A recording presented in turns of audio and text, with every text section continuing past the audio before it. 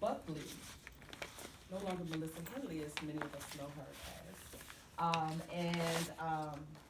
I just want to tell you a little bit about how the process goes so that you guys will help respect the process. She's going to do her presentation. Her committee members are going to ask her questions. Then we're going to open it up for others to ask whatever questions you may want to ask. Then we will ask everyone to leave the room and her committee will convene. And once we've made a decision about her dissertation, we'll invite everybody back into the room. So once you get dismissed, you don't have to leave. You can still stick around. And I don't know how long that will take, but it shouldn't take very long. Okay? All right. Thank you so much. Good afternoon, everyone.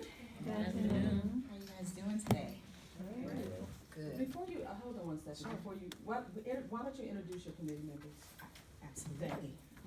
Absolutely. So my committee consists of these three beautiful women up here, Dr. Laura Daughtery, Dr. Keslin Braid-Stennis, and my chair, Dr. Rhonda Wells-Woven.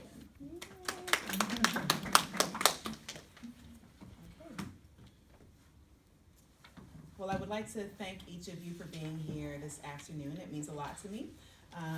You came out to hear about a topic that is largely underexplored, but this is a topic of great significance and importance. And so as we prepare to embark on our time together today, I'm going to walk you through the sequence of events. So we'll begin with the introduction and the abstract, which will be followed by a brief literature review. That will be followed by the research questions in the theoretical framework. Then I'll walk you through the methodology. And at that point, we'll cruise on into the conclusion, which will be followed by questions by my esteemed committee. So the title for my study is Exploring Fatherless Woman Syndrome and the Perceptions of Attachment in Jamaican Women. This study explored the lived experiences of women who were Jamaican, ages 18 through 60, and they lived in Jamaica, they lived in Canada, and they lived in the US. And each of these women experienced fatherlessness during their formative years. Fatherlessness is said to be the cause of a myriad of psychosocial problems and challenges, and fatherlessness is also said to affect the individual's ability to form attachments. I elected to use purposive sampling for this study of Jamaican women. So the Jamaican women met the criteria of fatherlessness as stated in the advertisement, or they self-identified as fatherless.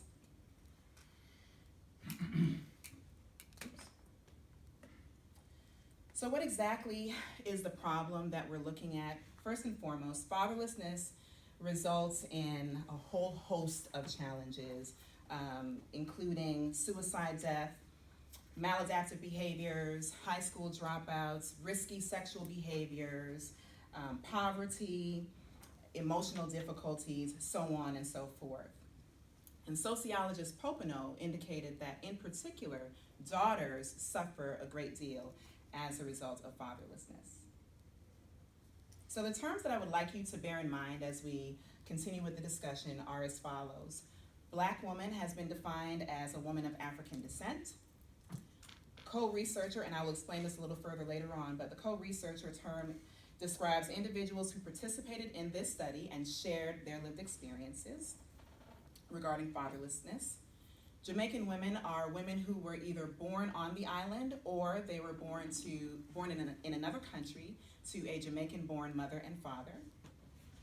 Fatherlessness is a state of growing up without the physical, fiscal, or emotional support of a father during your formative years. Fatherless Woman Syndrome describes the experiences and the symptoms of women who grew up without a father. The formative years is defined as the most influential period of time in one's growth and development, typically between infancy and early adolescence.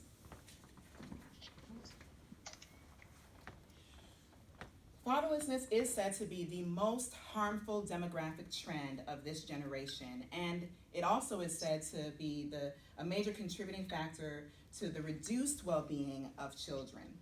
It's important to note, though, that not all children who are fatherless necessarily will experience those challenges that were stated earlier.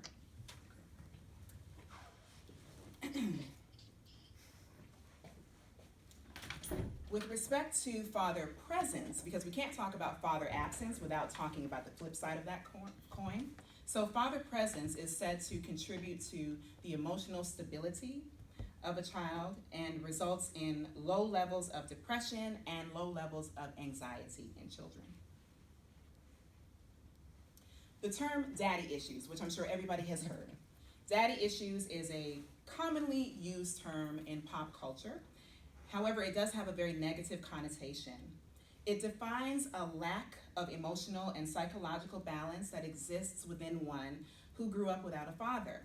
The problem with this term, daddy issues, is that it has some implied gender bias, and it also places undue burdens of responsibility, on women, thus perpetuating this notion of and this expectation of being a strong Black woman. So what's the significance of social work? Well, first, this topic addresses the issue of intersectionality. It also potentially addresses psychosexual development. It formally introduces Fatherless Woman Syndrome, as well as gendered racism, as theoretical concepts for consideration. And it provides a new approach to attachment theory and adult attachment theory. And it also introduces feminist therapy into clinical practice. So the literature review is broken down into two main categories. The first one that I will cover will be fatherhood and fatherlessness, and the second category will be attachment. So fatherhood and father involvement emphasize the importance of having a father as a paternal source of moral guidance. The father is also the disciplinarian and the provider, and is said to provide positive developmental outcomes for their children. Early research tended to only focus on the impact of prolonged parental absence, but it focused on prolonged parental absence where the mother was absent. Literature on Caribbean fathers, specifically Jamaican fathers, as you can imagine, is limited. So therefore, assumptions have to be made about the implications for Jamaican fathers based on the literature that exists about African American fathers. Regarding attachment theory, which is the theoretical framework that was used to guide this study, Jonathan Bowlby is the founding father of attachment theory. He defines attachment as a universal innate propensity of humans to form protective and comforting relationships. He said in his 1951 study that bonds are far less dangerous to children's development and their psychological state than separation from parents.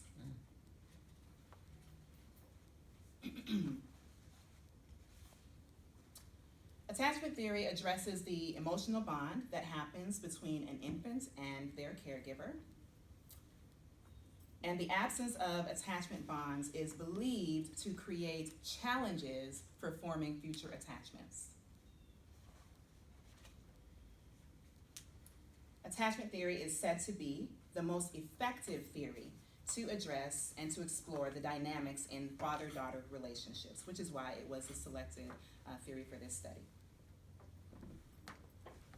Now, one of the critiques about a lot of the theories that we use is that they lack cultural sensitivity.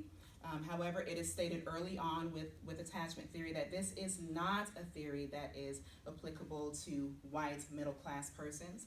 It is a theory that is actually influenced strongly by culture. So there are different variations of attachment theory, and the one that I elected to use for this study is the Hassan and Schaefer adult attachment theory. And there are 4 types of attachment according to their work. The first is secure attachment. Secure attachment is defined as a healthy attachment where the individual is well adjusted, where they are resilient, and even when there are challenges in their relationships, they are able to be deeply introspective and to reflect on what this relationship means and how to leverage the relationship for their emotional well-being.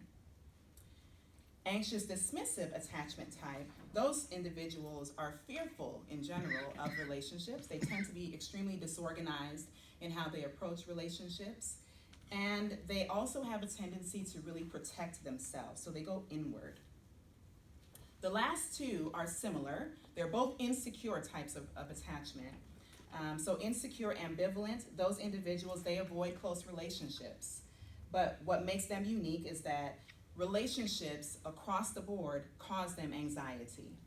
Whereas with insecure avoidant, those individuals also avoid close relationships. However, what makes them different is that they are extremely emotionally unavailable. They resist any type of an attachment. So the research questions are as follows. What is the perceived relationship between attachment and fatherlessness for fatherless Jamaican women? Second, what do fatherless Jamaican women identify as the age at which fatherlessness had the most profound impact on their development? And finally, what is the perceived impact of fatherlessness for fatherless Jamaican women? Methodology. The methodology that I utilized is interpretive phenomenological analysis. IPA, and that's how I will refer to it, IPA is a two-stage double hermeneutic process that defines a phenomenon. It investigates the lived experiences of the individuals under study. It seeks to get a hold of the insider's perspective, and the participants, as they're going through this process, they are attempting to make sense of their experience as well as the experience that they're currently engaged in. So how did I get my sample? Well, I used purposive sampling, and I posted ads on social media, and I was intentional about the social media platforms that I used. I used Facebook, and I posted the ads in groups where there was a large Jamaican constituency. I also used email listservs, and as a result of the ads that were placed and the emails that were distributed, word of mouth also became a part of how people learned about the study. So initially, the IRB stated that we were looking for 12 participants, but there was surprisingly an overwhelming response. So I ended up with 14 participants. I'm smiling because I was happy. Good for you. Thank you. Naturally, the participants were oriented to the process, in terms of what this meant and, the risk, if any. And because social work really believes in self-determination, if an individual felt that this was too much for them, then they would be able to elect out with no repercussions. Once they completed the informed consent, then, of course, I had my sample and was able to move forward with the study. And self-care is very important to me, and so I decided that for each of my participants, they would get a $25 gift card, and they could choose if it was going to be to Victoria's Secrets or if it was going to be to Bath and Body Works.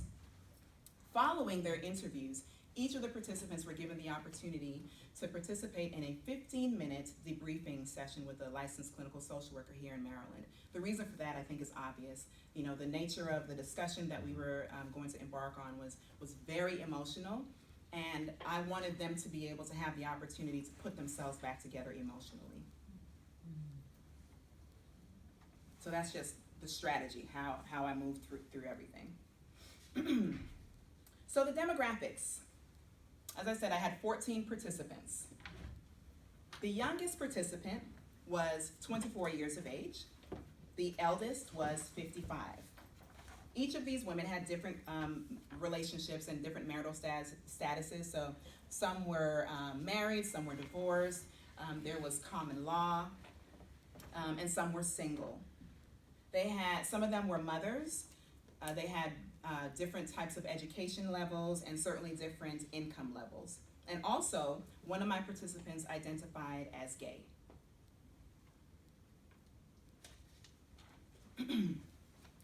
So, semi-structured qualitative interviews were conducted in order to gather the data. There were 2 pilot interviews that were conducted before I even began working with the participants. And with those pilot interviews, the purpose of that was just to test the interview schedule, to ensure that none of these questions would be overly triggering or traumatic to the participants. Also, unique to IPA, it's recommended that the researcher also participate in the mock interview, and so I also was a participant. I had someone to interview me so that I could understand or get an idea of what the participants would be experiencing. So the interviews were conducted by telephone interview, by in person, and we even attempted to do one that was by video, but her connection was weak, and so we just ended up switching that one to a telephone interview. All of the interviews were recorded. So the telephone ones were recorded using freeconferencecall.com. The in-person ones were recorded using a handheld device. And all of those interviews were given to rev.com, which is a reputable data transcription service, and they do maintain confidentiality. And so once those transcripts were returned to me, then I had to go through the peer review process, which is where I had to get the assistance of 2 doctors to review the transcript. So those were Dr. Brandy Nicole Brooks and Dr. Diane Richmond. The data was manually analyzed, and themes then emerged. There were 9 themes. The themes were identified based on frequent word usage as we were going through the interviews, and then the sub-themes emerged because of the deeper intended meaning that the participants indicated as they were talking with me. Now you'll note on the screen that there are some acronyms, but those acronyms are only used for the word combinations that are longer, okay? So the first theme was understanding of fatherlessness, effect of fatherlessness on Jamaican women, attachment, ability to form attachment, difficult relationships, role of fathers, impact on life cycle, accommodations, and later in life. Now, I said earlier that I was going to explain to you the justification for co-researchers. Researcher Elise indicated that since IPA is oriented such that participants are so deeply immersed in the process, not only do they offer their lived experiences, they also concurrently make sense of what they are experiencing, and the researcher is also expected to do the same. Now, the researcher's responsibility is to make use of reflective journaling and bracketing, which is where you pause to record what you yourself are feeling, because it's not just the participant that is experiencing feelings and reflecting on this process. So for that reason, I use the term co-researcher to reference the participants at the end of the study. Now, the data was categorized based on the attachment style that each co-researcher was assigned. We had 5 co-researchers that identified as secure attachment. And here's an excerpt from one of those interviews. She stated in response to, "How has your life been impacted by fatherlessness?" She said that it's probably the deepest core wound that she had been living with. She said that she grieved the fact that her father wasn't present. She suffered sexual abuse from a stepfather, and obviously that was traumatic. She said that she had low self-esteem and a sense of loss and disappointment. She also had a sense that she had to be a grown person when she was just a child, and she felt that she had to carry a lot. We had 7 co-researchers who identified as anxious dismissive type attachment. And this co-researcher, in response to, "How would your life have been different if your father was involved during your formative years?" Her response was, "Maybe not experiencing abuse. He would support me financially, be there to show me love, and to teach me how to do things, teach me about cars and how to drive and how to fix stuff under cars. I wish I had a dad.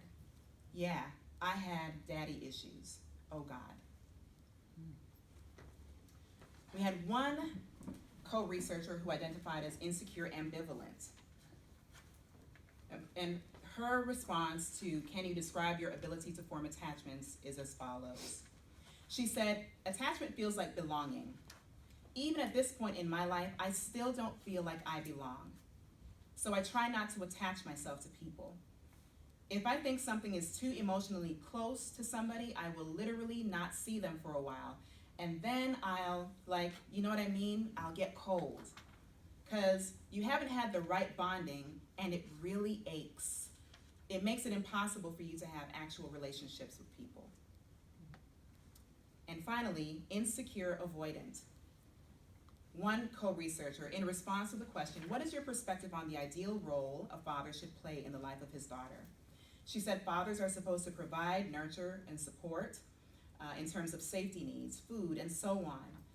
She also said that they are supposed to model their own relationships with intimate partners, pretty much demonstrating masculine support. So what are the findings? Well, in response to research question number 1, which was what is the perceived relationship between attachment and fatherlessness? The findings are that Jamaican women have difficulty when forming attachments, and I found that these challenges were evidenced in all types of relationships. However, romantic relationships were more significantly impacted by fatherlessness, according to the participants. Research question 2, what do fatherless Jamaican women identify as the age at which fatherlessness had the most profound impact? Well, across all attachment types, they said that the age of most profound impact was definitely during their formative years. And regarding research question number 3, the perceived impact of fatherlessness, the findings are that fatherlessness impacts personal relationships more significantly than non-personal relationships. The co-researchers really didn't make much mention, or any mention in some instances, of professional relationships related to their fatherlessness. However, there is an indication that fatherlessness contributed to their overall scholastic and professional drive. Now, though this study did investigate the impact of fatherlessness, I want to be very clear that this study is not an indictment on absentee fathers, nor is it an indication of perceived pathology for fatherless women. And that really emerged as a result of these interviews.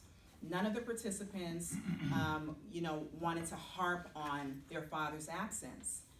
Some of them just accepted it for what it was, but they were grappling with what it meant for them. Now, there were some secondary findings. You remember I said earlier that with IPA, the researcher is expected to be a part of this process. Well, the emotional toll that it took on me as a researcher, that is definitely a pretty significant secondary finding. I'll share some of the excerpts from my reflective journaling. And another secondary finding was that the terms fatherless and fatherlessness, surprisingly for me, evoked a strong emotional response in some prospective participants. Even though they responded to the advertisement, when they got clarity on what this word meant, some were offended, and then they chose to not participate. So what are the limitations for this study? First, researcher bias.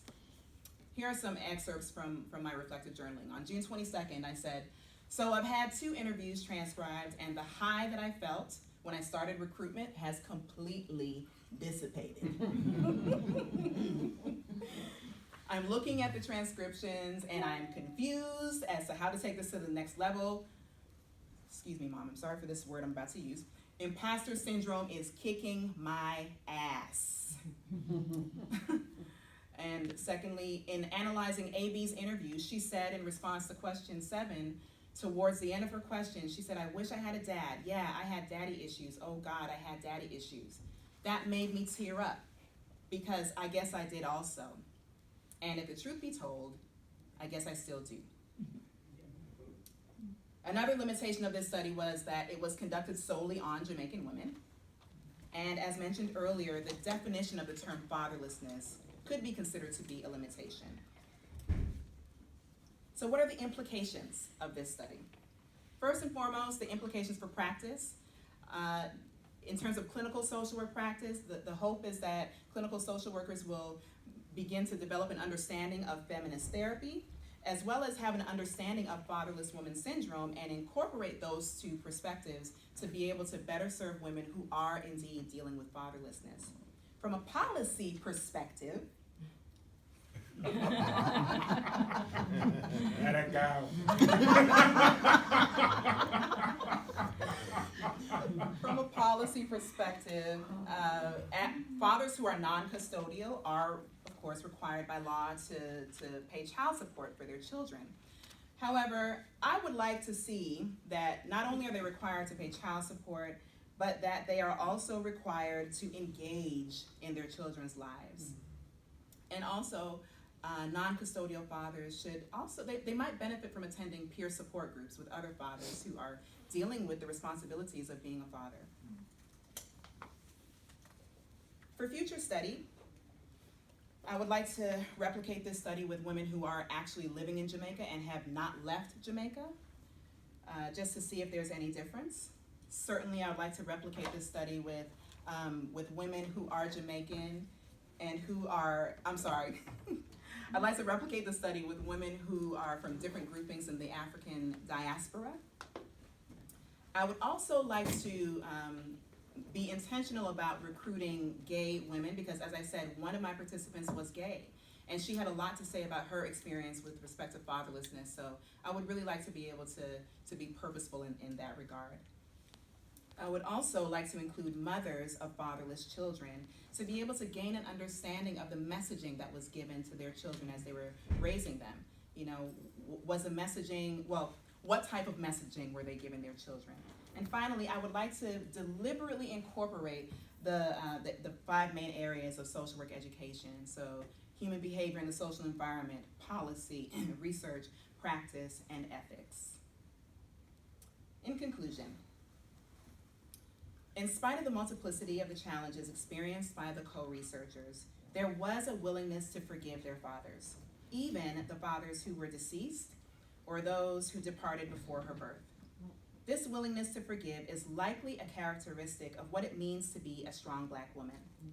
Perhaps it is the understanding that in order to have a chance at happiness and to experience wholeness and recognition of self-worth, they must release themselves from the bondage of holding on to the anger of fatherlessness and instead learn how to live with their fatherlessness.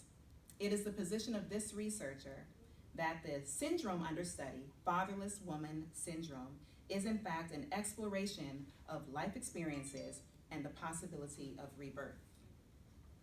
I was fatherless. I didn't grow up with my dad. This is a picture of my father and I last year in Jamaica. Thank you for listening to my study.